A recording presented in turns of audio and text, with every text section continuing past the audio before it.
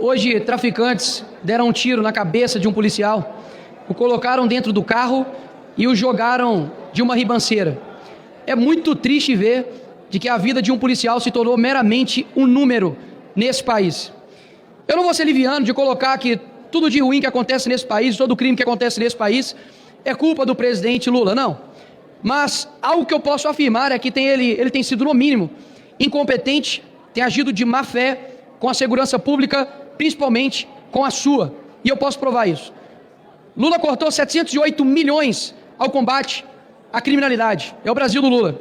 A violência no campo bateu recorde de 2.000 invasões. Lembrando que na época do Bolsonaro tivemos o número de 0, repito, 0 invasões. Estupros e assassinatos de mulheres aumentaram no Brasil de Lula. Tráfico de drogas aumentou 7% no Brasil de Lula. Assassinatos de pessoas LGBT aumentaram 42% no Brasil de Lula. Primeira vez que houve uma fuga em presídio de segurança máxima foi no governo de Lula. Enquanto isso, o ministro da Justiça, Lewandowski, está preocupado com falas como a minha, que chamei Lula de ladrão, está preocupado com as falas de Marcel Van Hatten e de Cabo Gilberto em tribuna, desrespeitando e rasgando a Constituição. Mais uma vez, não é uma defesa a esses parlamentares em si, mas as prerrogativas. E o ministro da Justiça está preocupado com isso. O ministro Alexandre de Moraes está preocupado com as páginas fakes que tem nome de Xandão com cabelo. Enquanto isso, a Janja gastou 68 milhões de dinheiro público, só no Janja Palusa, 35 milhões. Dá só uma olhada nisso aqui, Sargento Gonçalves. Com 68 milhões de reais de dinheiro público, do seu pagador de impostos, daria para comprar 194 mil viaturas para a Polícia Rodoviária Federal, 4 mil fuzis e 3 milhões de munições para a PM. Construir um presídio de segurança máxima ainda sobrava 28 milhões de reais. O que não daria para poder fazer com a segurança pública, juntamente com a Polícia Civil, bombeiros, Polícia Penal? Dava para mudar a realidade da segurança pública aqui do nosso país. E o G20 foi a prova disso, deputado Zucco. Afinal de contas, para estrangeiro, toda a segurança.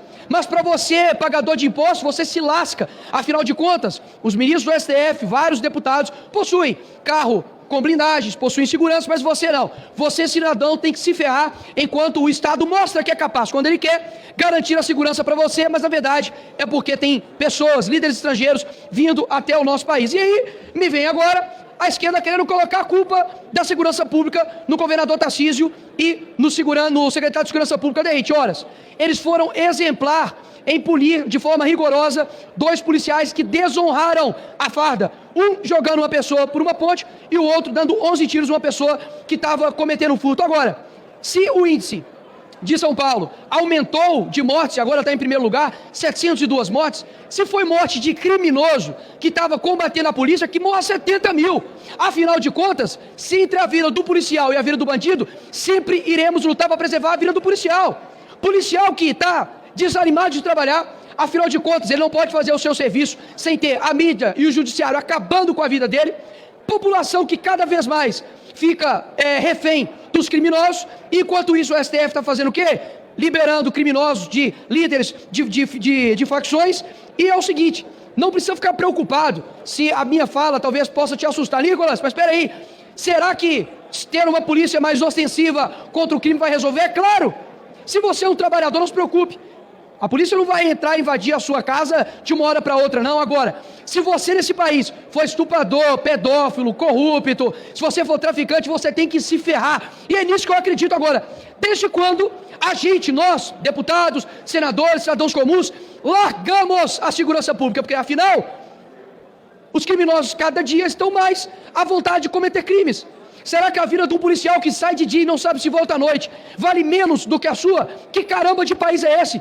Que gasta milhões, bilhões em viagens no exterior com um presidente que nos desonra e não tem o capacho de dar um investimento para a segurança? Passa aqui, Coronel Zucco, Sargento Gonçalves, pessoas da PRF, da Polícia Federal, da Polícia Militar, nos corredores aqui pedindo em Pires investimentos para a segurança pública, para ter uma viatura, para ter um armamento digno. Agora, por que nós estamos preocupados com isso? Porque está se lixando para esse país. Ah, Nicolas, mas o Bukele fez isso num país pequeno como é El Salvador.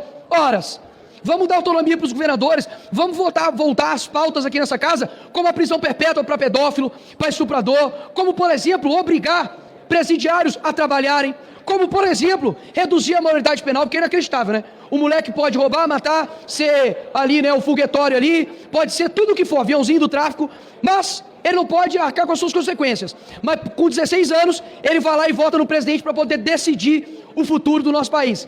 Eu fico assim, de fato, abismado e puto de saber que aqui não falta dinheiro, não. Júlia Zanata, o que falta aqui nessa casa não é dinheiro para investir em segurança pública para poder gerar paz nesse país, não. Sabe por quê? Muito se discute aqui sobre trazer saúde, educação, turismo, lazer para o país, mas sem paz não há nenhum desses direitos subsequentes. Como que você vai garantir uma educação de qualidade se no meio do caminho seu filho pode tomar um tiro de bala perdida? Como que você vai ter uma saúde que presta se você tem ali diversas pessoas que estão ali vítimas de crimes? Como você vai garantir um lazer se uma pessoa está parada ali na beira ali de uma praia e é fuzilada?